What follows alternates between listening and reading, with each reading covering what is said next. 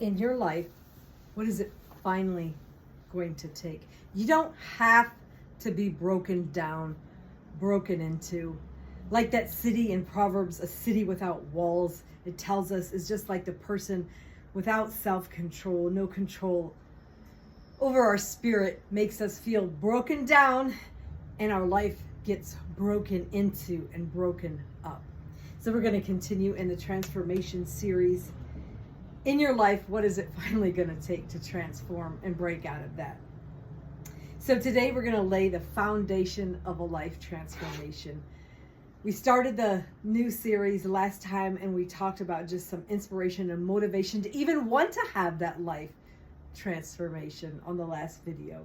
So today let's lay that foundation, and a lot of it's going to be finding ways to break out, is going to be laying that soul searching, that introspection prayer, asking God to search and clean out things in our lives and our hearts, and that we can go on this journey together.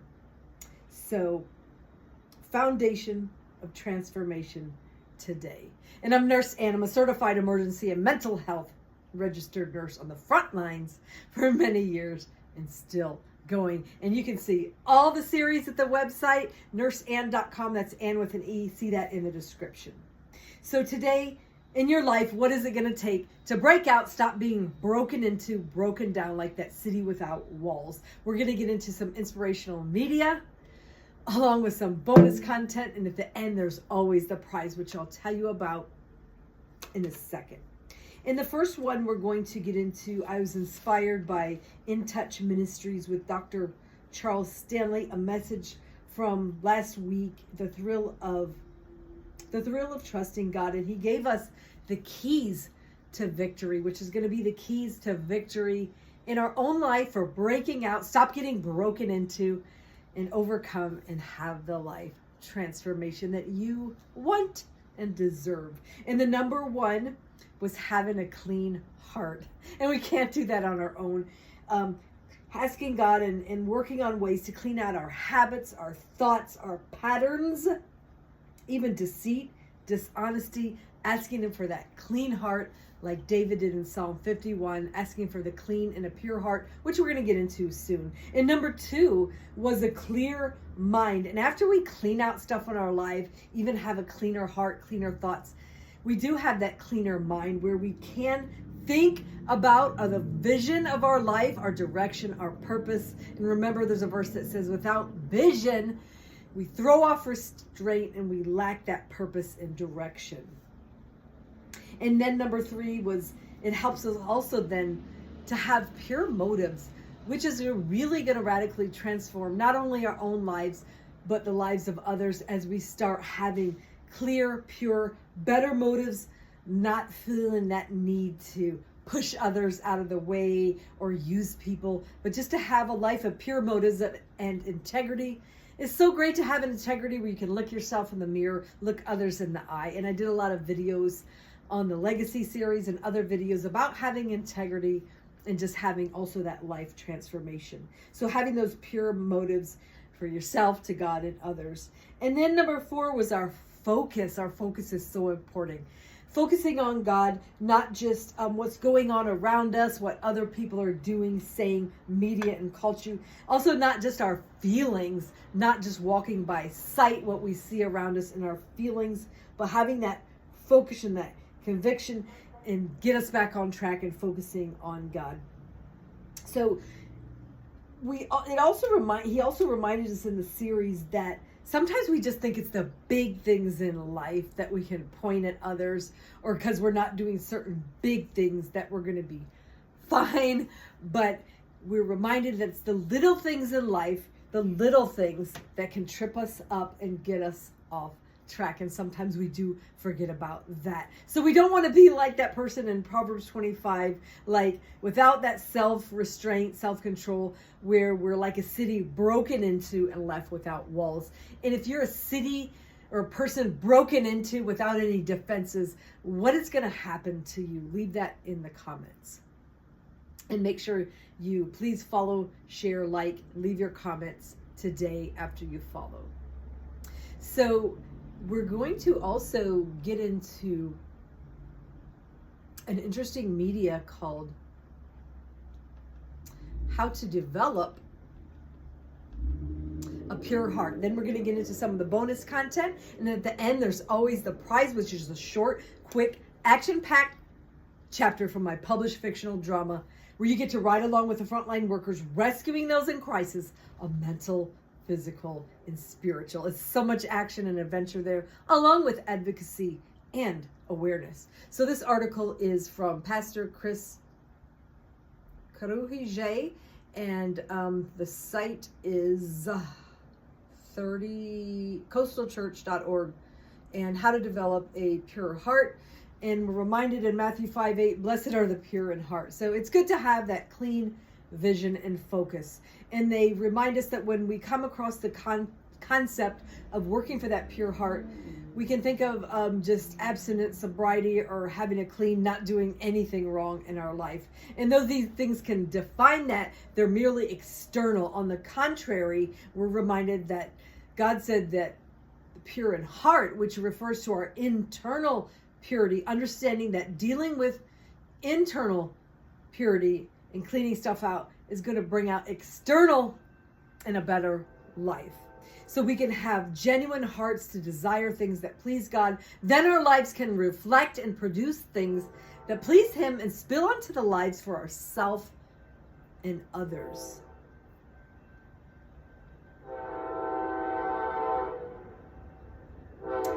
And a pure heart is like pure gold. Soft, tender, and pliable. And just as the heat has to be turned on to purify gold, we have to turn to God to turn up the heat in our lives, purifying our hearts, our thoughts, our lives, making us more useful. And there's 3 areas in our lives that the heat is applied in order to develop that focus of mind, purity of mind. Number 1, toxic thoughts. How often do we have toxic, negative thoughts? Every day, right?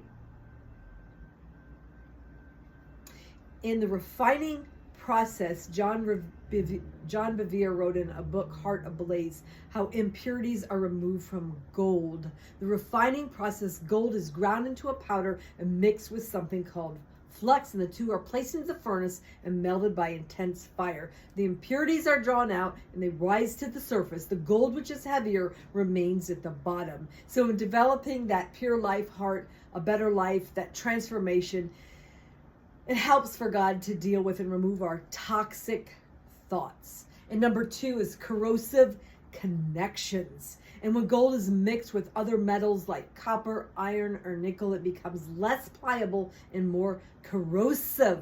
In fact, the higher the percentage of foreign substances in gold, the more susceptible it is to corrosion and corruption. And 1 Corinthians reminds us that bad company can corrupt good character. So the influences that we let in our lives through media, culture, who our inner circle is going to define our character, laying that foundation in our life. So we have to be aware of corrosive connections, which can be bad company, things that we choose to watch and do. And number 3 is our behavior. Another effect of impure gold is that it becomes harder. Pure gold is malleable and pliable, the way that God would desire each of us to be for maximum effectiveness and usefulness. On the other hand, the more impure gold is, the harder it becomes. And Hebrews 3 reminds us that our hearts are hardened by the deceitfulness of things that we do that aren't right, that harden our hearts. And also in Jeremiah, we're reminded that our heart, our minds, our thoughts are deceitful. Sometimes we think we can trust our own minds and thoughts, but they can lead us down the wrong roads. So sometimes the heat has to be turned up on certain behaviors. So we'll get that epiphany, that revelation, and want to have that transformation and stop being broken down. And sometimes you might be sensing that God's turning the heat up on things in your life to purify you. And like David, you can say that same prayer to get rid of our toxic thoughts and bad behavior. Search me, O God, know my heart, my thoughts, point out anything that's offensive. And we do have to do that as part of our soul searching. So we're going to get into some of the bonus content from my published devotionals. And then we're going to get back into Psalm 51, which is really inspirational. And then the prize and the bonus. So the first one, I'm Nurse Ann, as I said, a certified emergency and mental health registered nurse on the front lines.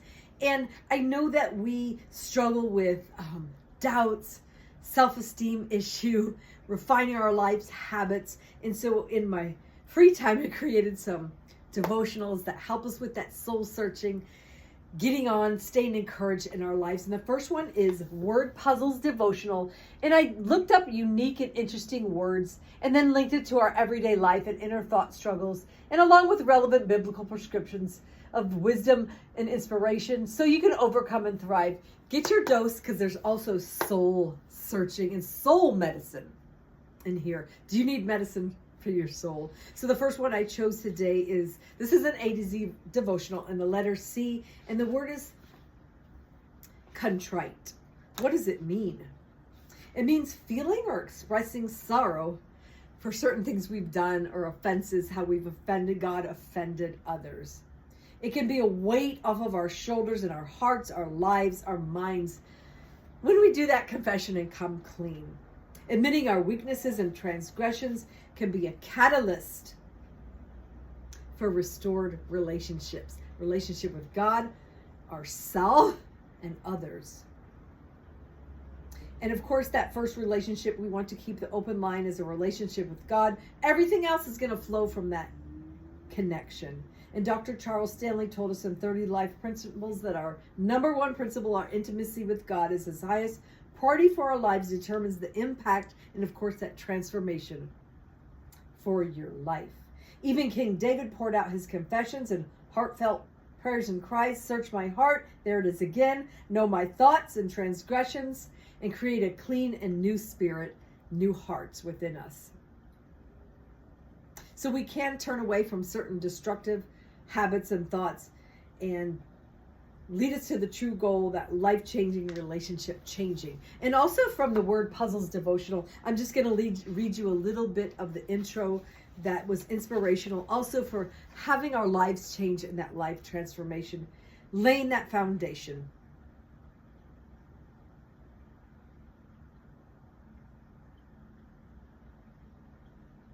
So in the Word Puzzles devotional, which is A to Z, the word enigma is an example of a word used for the letter E.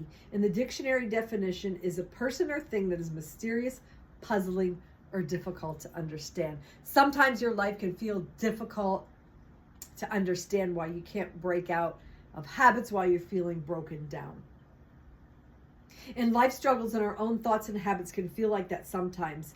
And I like in the book of Daniel, chapter 5, the king had a dream and no one could figure it out. Lives were at stake if the dream couldn't be interpreted for the king. But you know what? In verse 12, it was said of Daniel that he had an excellent spirit, full of knowledge and insight in interpretation of dreams and enigmas and solving of difficult problems. Do you have an excellent spirit? Do you want one? We can work on that some more today. Why was Daniel given this gift of interpreting these difficult things? Because he obeyed and listened to God first, instead of seeking the advice and wisdom of others around him. So on this devotional journey, we dive into the depths and wisdom and knowledge from the Word, learn new words, and then we're given fresh insight and understanding of the greatest words available. And Jeremiah 33 reminds us God tells us to call to him and to ask him, and he promises to tell and reveal hidden things that we didn't know, remarkable secrets, great and mighty, unsearchable things. So I hope that you discover the Word Puzzles devotional. But let's jump on to Psalm 51, then we'll do a couple more devotionals and then get into the prize. And Psalm 51 is really helpful on this foundation for breaking out, laying this foundation of life transformation, where he reminds us, even when he had gone through life struggles and did things that he wasn't proud of that actually hurt others, he asked God to have mercy according to his unfailing love and compassion, to blot out his transgressions, to wash his life and cleanse him.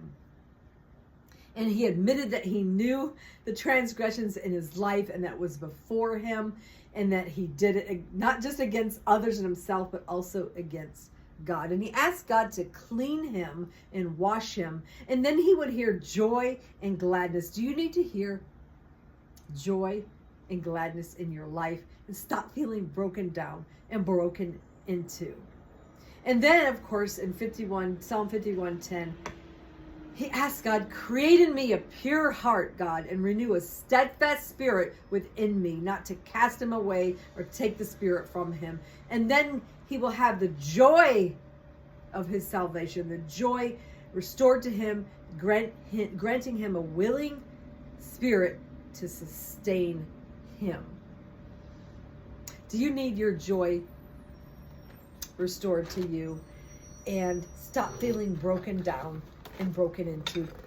It is possible, and I do want that for you. So the second devotional is Inspiration Battles Devotional by Nurse Ann. Once again, biblical medicine for real life. And this book really helps us with the soul searching along with a dose of encouragement. So as I said, the foundation for transformation and life change is that prayer, soul searching, introspection, and not just getting caught up in always just focusing on ourselves, because eventually after we do that soul searching, a lot of times daily, it can spill on to and bless the lives of others. So you can be a blessing and inspiration as you go. So the one that I chose today this is also an A to Z devotional, and it's from the letter E, and it's entanglements. A lot of times entanglements in our lives hold us bound, habits, thoughts, relationship patterns, trauma bonds. We can feel entangled and bound up like we can't break out, thereby feeling like that city broken into. So entanglements. When we start our life journey of striving to please God, we can find that some of our everyday pursuits and relationships can neutralize our forward progress. But taking a life inventory. I also did a podcast called Life Inventory Checklist. You have to scroll way back. But doing that life inventory can reveal areas that we might need to cut back on so that we can be fishers of people as we go and think about the eternal purpose. But imagine wearing a heavy coat while trying to swim laps in a pool. You would get slowed down, and it seems like the more time we spend in prayer and devotions, the easier it is to discern what is best from what is good. Sometimes we have to take off all the times we have to get rid of a lot of different entanglements, and it starts with that introspection, soul searching. How often do you do a spiritual life and life inventory? If you want, leave that in the comments. Do you clean out your closets and drawers with each new seasons? If you do, it makes sense that our calendars, relationships, and life goals could use frequent scrutiny and adjustments. Soul searching, introspection, prayer, quiet time, meditation. What areas do you find challenging to prune? What are you afraid of missing out on if you adjust certain activities or relationships? Just like pruning a rose bush makes room for beautiful new blossom, cutting away certain entanglements will yield an abundant harvest of blessings for your lives and others in need. God's going to show us the way on that. And the next one I chose is from my Energize Health, Body, Mind, and Spirit, because you know those things work together in synergy. So let's look in what I chose today.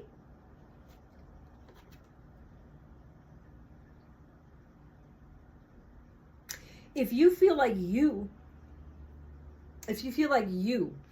have drifted far away from the main purpose of your life, it's never too late to find your way back. It's never too late. And even James 4:8 reminds us, if we draw near to God, he's going to draw near to us. God even made that priority time. Jesus made that priority time to spend quiet time in prayer, to be refreshed and renewed. Even withdrawing yourself into those quiet times, some isolation for introspection and prayer. And we're wise to take a daily inventory of what we watch, do, read, web surf, and everything else. We can carry on a life of purpose and be a blessing to others instead of getting bogged down in so many unnecessary allurements, thereby from the last devotional, cutting away introspection, looking for those entanglements and how we can kind of break free and walk freer. I'm going to show you a couple more of my devotionals, and then we're going to get on to the prize so you can go about the rest of your day or evening. So my newest is Ignite Life Poetry Devotional. I talk about a lot of serious life struggles and situations in there.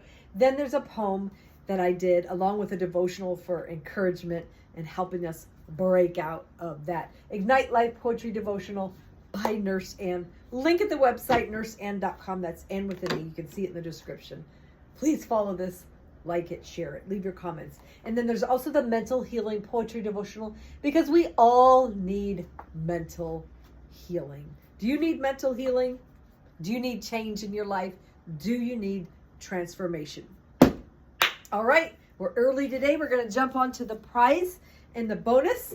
In my free time as a busy nurse on the front lines of mental health and emergency, I created a 6-part drama series to highlight the struggles that people go through in emergency and mental health, the world at large. You're going to ride along with the frontline workers, the church, the community, the families, and there's a lot of action and adventure in there. Get a drink of water, everybody. Not only is there action and adventure, there's also advocacy and awareness and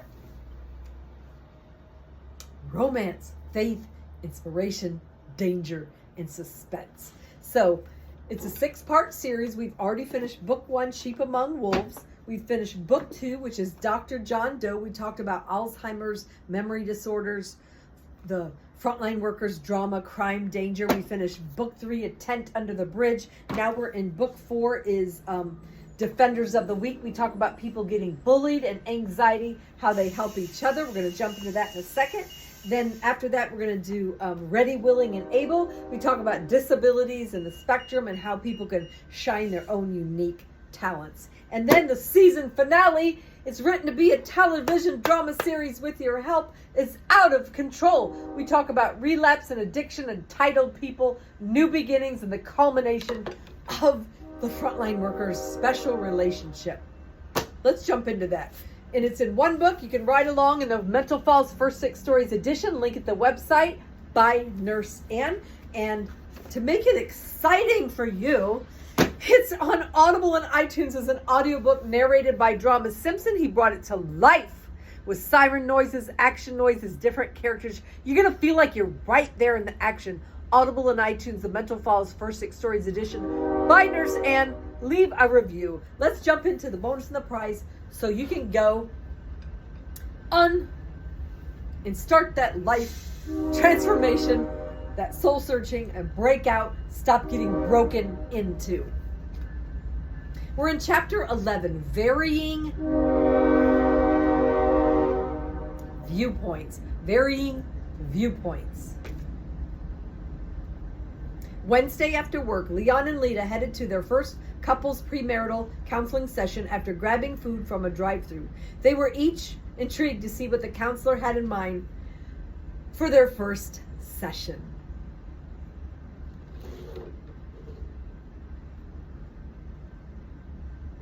And to find out what details would be uncovered regarding their relationship trajectory. Settling into cozy chairs in the counselor's office, they chatted briefly about their work days before the session leader came back from the copy machine. Leon hoped he didn't reveal anything embarrassing that would make Lita think twice about wanting to marry him. But at the same time, he did want transparency to dominate their sessions so they could truly get to know each other and work on anything now so it wouldn't cause a problem in the future. Lita was excited to get started to find out more about the man she had said yes to. I told you there was romance in here. And she also secretly hoped that she didn't embarrass herself whenever the counselor probed into their lives. It's good to have our lives probed into, even with our own soul-searching introspection, allowing God to do that and having accountability people in our lives. Oh, well, it'll be all right, she told herself as she held the hand of her counselee partner. When the head counselor returned to his office, he introduced himself to Lita. It's so great to meet you, Olivo. Leon has told me great things about you. He's learning a lot about himself and in life in general from the sessions together. I'm thrilled to be here. I am so proud of the two of you, he replied. Our counseling department stays very busy, but most of the time is with problems that arise later in marriages and families. I think you and Leon are making a wise choice to take your time and lay a solid foundation for your life together. After briefly explaining his credentials and a general plan for the sessions, Olivo started with an icebreaker game. Before we get into the deep stuff, I like to start each session with a little fun and games that will help us all get to know each other a little better, the leader explained. Leon was beaming with pride as he looked over at his fiancée. He could tell by the excitement on her face that he had made the right decision to sign up for this counseling thing, and he couldn't believe the unique cool factor of this creative counselor. Olivo had worked with Jonathan to design a fun-filled, simple video game that the couples played together to find out more about each other. This is an amazing game, Leon commented as he complimented Olivo on the invention. I just came up with the idea and Jonathan took over with the graphics and the coding. He's very skilled at working with computers. He also designed the website for our church and all of our activities, relayed the inventive counselor. Our church is very blessed to have him. He's an excellent ministry leader in addition to his computer genius. I'm very impressed with the way he cares about the community and the less fortunate, chimed in the caseworker. Agreed, confirmed the officer. Lita, I didn't know you were so good at video games. Olivo, I can already tell she's the woman for me, the officer said with a mischievous smile. After winding through the treasure hunt-like game to find clues about their partner, Lita had finally racked up the most points to be declared the winner. All right, Miss Show-Off, joked Leon. We'll just have to see how you do with my own video game collection. I think I'll let you keep those in your man cave, she playfully shot back. Excellent job, you two, complimented the counselor. Now, before you think this is just all fun and games, I do have to tell you I have some homework for you. Nothing too hard for the first session, just some individual work, but you can both bring your papers back when we meet again. Then we will compare notes and see what we have to work together for the next session. After profusely thanking Olivo and praising his creative and hospitable spirit, the couple headed to the ministry room to meet Jonathan and the others. After Lita and Leon greeted Kylina, Angela, and their other new friends, they all sat down to get ready for their evening session with Jonathan. The group enjoyed their fellowship time together as they dug into their study for the week. This is a little bit longer chapter than normal, you see, but we're more than halfway through. Jonathan was impressed with Angela's insight into the book of James that they were currently talking about. Leon commented that he had never heard the verses before about being quick to listen, slow to speak, slow to become angry. That's a hard one, isn't it? Quick to listen, slow to speak, slow to become angry. I think I have to personally work on that one, he confessed to the members. After the group simultaneously chimed in, they assured Leon that he was definitely not the only one that needed to work on that principle. Even Jonathan confessed that he still struggled with getting defensive and angry at times. Leon felt relieved that they all shared the common struggles, but they were finding out more productive ways to handle life. After the hugs and high fives, all of the group members made their way home for the evening. As they thanked Jonathan and told him good night, they headed out the door. Uh-oh, things are about to take a different turn now. Buckle up. Leon asked Lita and the nurses if he would allow him to treat them to ice cream on the way home. Of course, they declared in unison. After tidying up the group room, dun dun dun, here comes. Jonathan headed back to his office to pack up before driving home for the evening. Walking through the hall, he reminisced about all the fun and learning he enjoyed with the close-knit ministry group. But, unfortunately, the song in his heart was rudely interrupted when he heard the elders gruffly call him into their office. What's going to happen? Hello, Robert and Brian. What's on your mind? Jonathan inquired. He was confused why the men had their arms crossed and didn't ask him to sit down. Robert Davis took the lead. Jonathan, I'm telling you right now, this has to stop. I know you might come from a bad side of town or something, but I don't know who you think you are bringing all these strays into our church and trying to incite trouble and lead our children astray. Jonathan was momentarily speechless as the defensiveness and anger started to quickly rise to the occasion. The verse they had just talked about was forgotten in the heat of the moment. What? He demanded as his voice started to rise. Robert and I have been talking a lot about the situation, added Brian. Who had also been an elder at the church for a long time. Maybe you're not the right man for this ministry. Maybe you need to work on your own life first. We can't have our church corrupted with all of this drama. Do you mean you don't want your comfortable lives upended? Shot back the young adult the elders had put on the spot. Are we trying to teach people about the life and compassion of Jesus? Do you want to reach others for his kingdom as he instructed? Or should we just sit around in our little chairs like this is a closed social club? Jonathan, you're way out of line. We have been elders here a long time and we'll make the decisions around here and not you, finalized Mr. Davis. Not able to listen to any more of what the men were spewing, Jonathan turned around and ran back to his office to grab his car keys. Robert and Brian felt justified as they saw Jonathan drive his car quickly out of the driveway. As Robert Davis and his wife headed home, he asked why their high school senior daughter, Tracy, didn't join them at church this evening. She said she had a headache, but as I was leaving, I heard her mumble something about hypocrites or something. I'm not really sure, she answered. Well, if you ask me, it's all this negative influence that ministry leader, Jonathan, is bringing in.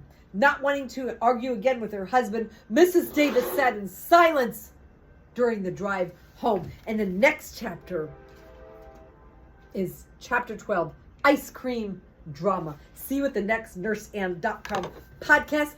I want you to break out, have a life transformation so you don't have to be broken down and broken into. See you over there. Follow, like, share. Have a great day.